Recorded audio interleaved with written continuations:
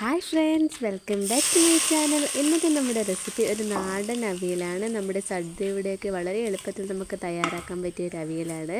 അപ്പോൾ നമുക്ക് വീഡിയോയിലോട്ട് പോകാം. ഞാനിവിടെ പച്ചക്കറിയൊക്കെ ഒന്ന് കട്ട് ചെയ്തെടുത്തിട്ടുണ്ട്. നീളത്തിലാണ് കട്ട് ചെയ്തിട്ടേക്കുന്നത്. നമുക്കൊരു ചട്ടിയിലോട്ട് അത് ഇട്ട് കൊടുക്കാം. ക്യാരറ്റ് എടുത്തിട്ടുണ്ട്, ഉരുളക്കിഴങ്ങ്, അമരപ്പയർ, പടവലങ്ങ, മുരിങ്ങക്കായ, മത്തങ്ങ, കായ, വെണ്ടയ്ക്ക, ഇത്രയും പച്ചക്കറിയാണ് നമ്മളിവിടെ എടുത്തിരിക്കുന്നത്. ഇനി നമുക്കിതിലേക്ക് ഒരു അര സ്പൂൺ മഞ്ഞൾപ്പൊടിയും ആവശ്യത്തിനുള്ള ഉപ്പ് കൂടി ഇട്ട് കൊടുക്കാം. എന്നിട്ട് ഇതിലേക്ക് കുറച്ച് വെള്ളം വീട്ട് നമുക്കൊന്ന് ഇളക്കിയെടുക്കാം.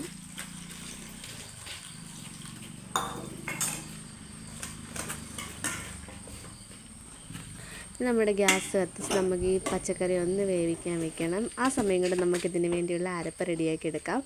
കുറച്ച് തേങ്ങ എടുത്തിട്ടുണ്ട്. അതിലേക്ക് ഞാൻ കാന്താരി മുളകാണ് ചേർത്ത് കൊടുക്കുന്നത്. ഒരു 7 കാന്താരി മുളകും അതുപോലെ തന്നെ കുറച്ച് ഉള്ളിയും ചേർത്ത് കൊടുത്തിട്ടുണ്ട്. ഇനി നമുക്കൊരു 5 ഇതൾ വെളുത്തുള്ളി, കുറച്ച് കറിവേപ്പില, ജീരകം, അര സ്പൂൺ മഞ്ഞൾപ്പൊടി, ഇതും കൂടി ചേർത്ത് നന്നായി നമുക്കൊന്ന് അരച്ചെടുക്കാം. അപ്പോൾ ഞാനിവിടെ ഒന്ന് അരച്ചെടുത്തിട്ടുണ്ട്. അപ്പോൾ നമ്മുടെ പച്ചക്കറിയൊക്കെ നന്നായിട്ടൊന്ന് വെന്ത് വന്നിട്ടുണ്ട്. നമുക്കിതിലേക്ക് നമ്മൾ അടച്ചു വെച്ചിരിക്കുന്ന അരപ്പ് ചേർത്ത് കൊടുക്കാം. എന്നിട്ട് നന്നായിട്ടൊന്ന് ഇളക്കി കൊടുത്ത് കുറച്ച് വെള്ളം കൂടി നമുക്കിതിലേക്ക് ഒഴിച്ചു കൊടുക്കാം.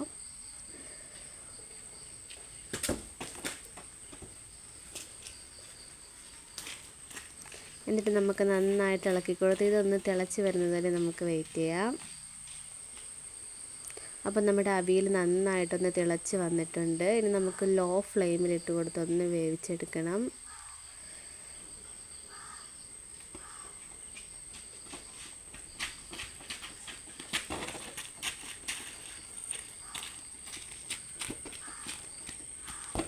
അപ്പോൾ വളരെ ടേസ്റ്റി ആയിട്ടുള്ള ഒരു അവിയൽ റെസിപ്പിയാണ്.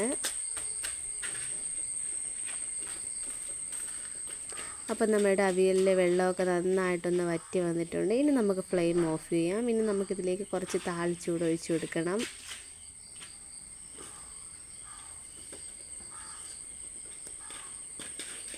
കടുകിട്ട് പൊട്ടി അതിലേക്ക് കറിവേപ്പില ഇട്ട് കൊടുത്തു. ഇനി നമുക്കിത് നമ്മുടെ അവിയലിലേക്ക് ചേർത്ത് കൊടുക്കാം.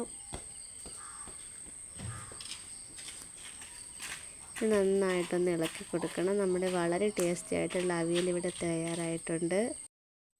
ഒന്ന് ട്രൈ ചെയ്ത് നോക്കുക. അതുപോലെ തന്നെ ഫീഡ്ബാക്ക് അറിയിക്കാനും മറക്കല്ലേ. വളരെ സിമ്പിളായിട്ട് നമുക്ക് ഉണ്ടാക്കാൻ പറ്റിയൊരു അവിയലാണിത്. അതുപോലെ തന്നെ എൻ്റെ ചാനലൊന്ന് സബ്സ്ക്രൈബ് ചെയ്യാത്തവരാണെങ്കിൽ ഒന്ന് സബ്സ്ക്രൈബ് ചെയ്ത് സപ്പോർട്ട് ചെയ്യണേ. അതുപോലെ തന്നെ ലൈക്ക് ചെയ്യാനും ഷെയർ ചെയ്യാനും മറക്കല്ലേ. ഇതുപോലുള്ള ഈസി റെസിപ്പിയുമായിട്ട് ഇനിയും കാണുന്നത് വരെ ബൈ. Thank for watching.